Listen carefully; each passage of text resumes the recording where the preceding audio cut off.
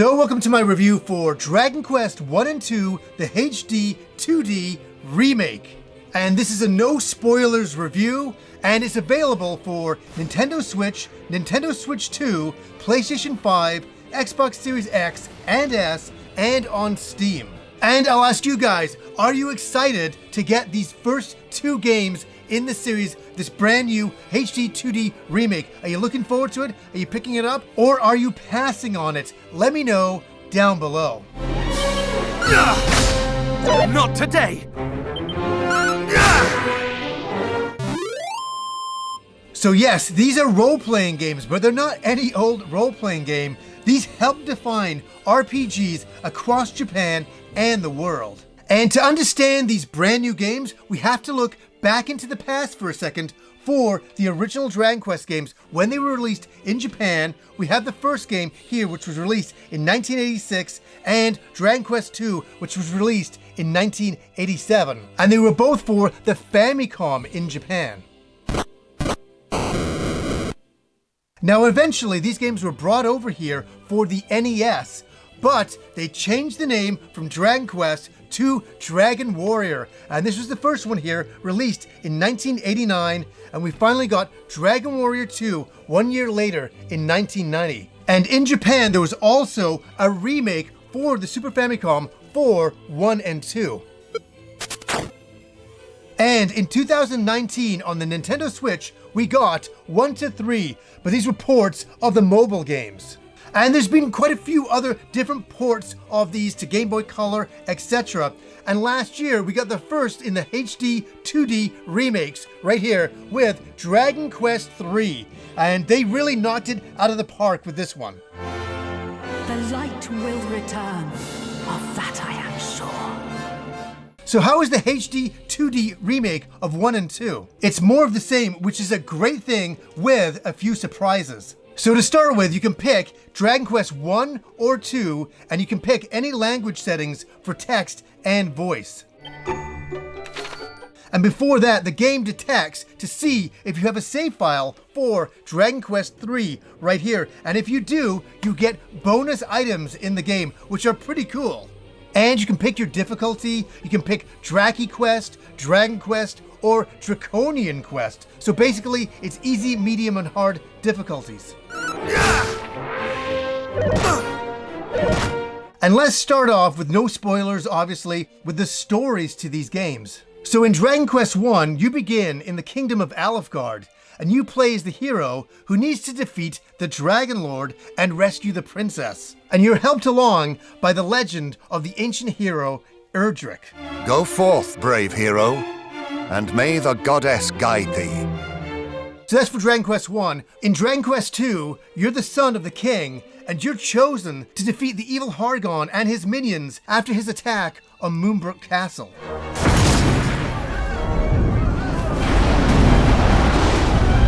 So let's talk about gameplay for a second. Gameplay has you exploring through towns, castles, dungeons. You have an overhead map. You fight monsters in turn-based combat. You level up through experience. You gain gold, and you buy better equipment.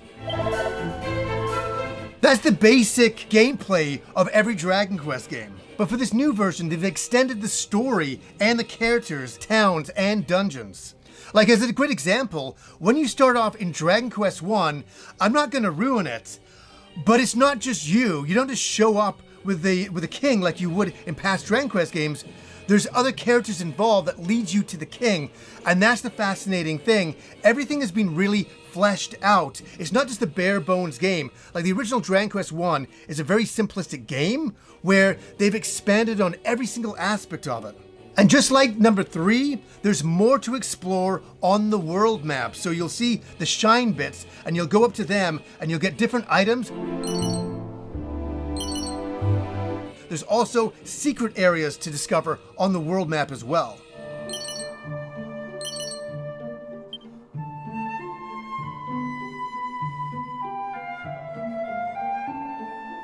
So this is the non-spoiler section where I want to explain some things without showing some things and ruining some things. So what's interesting to these versions is you get sigils and scrolls, and you can get them in both games now. And that helps enhance the combat.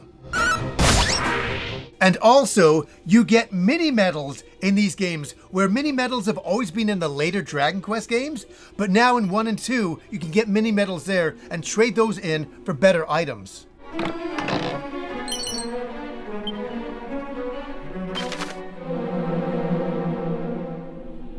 And there's also a brand new playable character in Dragon Quest II. And as I mentioned earlier, they've added new dungeons and new places to explore. The speed walk is back, which is always good when you're on the world map and you just want to get to one place a little bit faster. And also the thing that I think everybody will do, you can speed up the combat speed.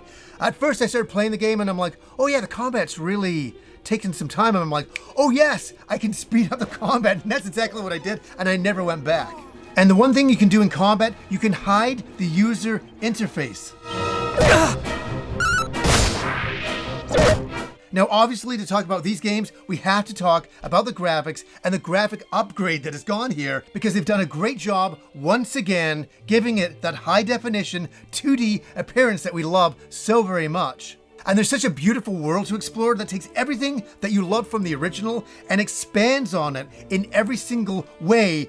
And I don't want to ruin some of these things, but some games where you had a castle and a town that would be separate, they're together now, and you can go all the way through it. And that's what's really amazing. It's really brought to life that way. And it's all the little details in this game that really bring it to life, especially when you go into people's homes or you go into towns. The level of detail in there is so meticulous that really helps breathe life into this game. And as you're walking around towns, there's cats walking by, there's birds flying overhead, leaving shadows on the ground, beautiful water effects, overhead clouds, and even butterflies in gardens. And I just love it that they didn't have to do any of that stuff. But I love it that they did, because it really makes the world come alive.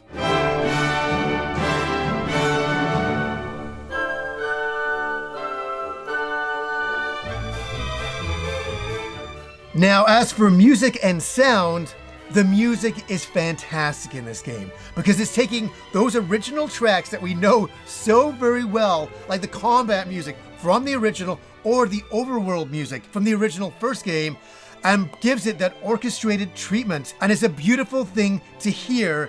It takes you right back to where you first played Dragon Warrior, Dragon Quest at back in the olden days, and gives it that brand new treatment. The music is stellar.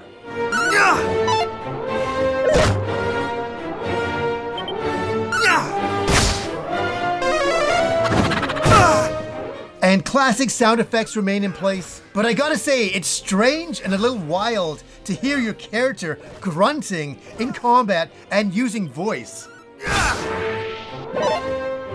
Not today! And that's what I do want to say about the game is the voices in this game, when they are used, are fantastic. They really, really sell it here. And every single voice I would hear in the game, I was just like totally buying. You know, my only criticism, I wish there was more voices in the game because it was that good. It seemeth thou art a warrior of great skill. We have long awaited the coming of one such as thee. So what are my final thoughts about Dragon Quest 1 and 2 HD-2D Remake? I really feel this gives you the ultimate way to play the old classics. And these are games that defined my life and an entire generation to the RPG genre. But I still do have some criticisms. I still think that the enemies are too small on the screen. I thought that for the third one. I mentioned that in that review, where I just thought the enemies were too small, and I definitely understand when you have a lot of enemies on the screen, they want to do that. I really wish they were a little bit bigger. They look exactly the same size as they did in the originals. Yes, there's animation on the enemies, and it looks really, really good. But I guess at times I was hoping for a slime to come jumping and hit the screen or something like that, so I really would feel a little bit more into combat. But it is a classic, and they're not changing too much.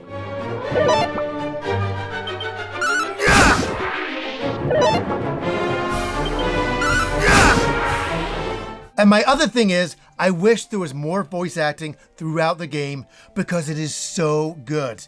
When they use it, it's perfect. And I was just going, man, I want more of this voice acting, you know, because it was that good. I would trade 1,000 lives to live this one with thee anew.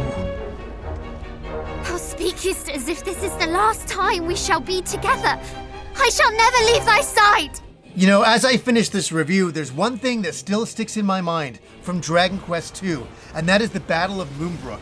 It's kind of a classic opening for Dragon Quest II, where Hargon and his demons come in and wreak havoc on the castle. It's a classic scene, and you've got to see this, how they've improved upon that in this version of the game. I sat there and I was like, they nailed it. They nailed it so well, and taking that original battle and seeing what they can do with it now, I really was impressed with that. Begone, fiends!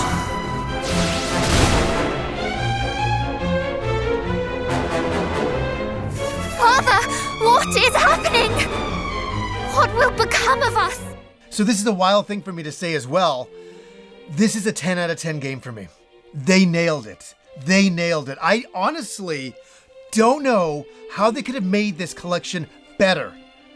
You know, besides some of the enemies being a little bit bigger on the screen, they nailed it in every single aspect of taking those originals that we care about so much and expanding upon it and making them into brand new games, but not changing too much that we don't recognize those original games.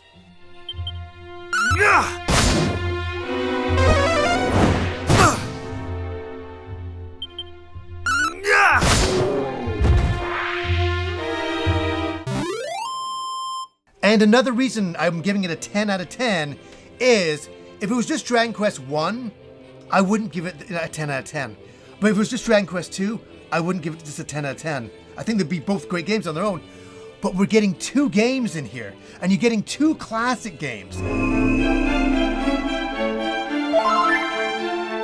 And both games have been given the royal treatment by Square Enix. And I'm very impressed with this collection. I'm totally taken back. And yes, I loved the third game, I really did. But 1 and 2 really harken back to my past of when I would skip 2 weeks of school to go home and play Dragon Warrior 2 on my NES. And here we are all these years later. And yeah, I'm going to say it one last time.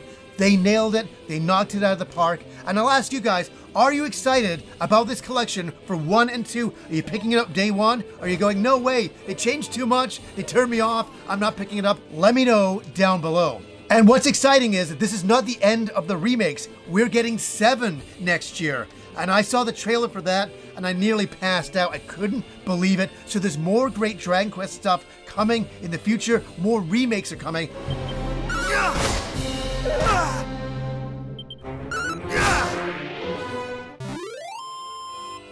I hope they do the entire series, and I'll be buying all of them. I'll be reviewing all of them if I can, because I love this series so very much. So anyways, guys, until next time.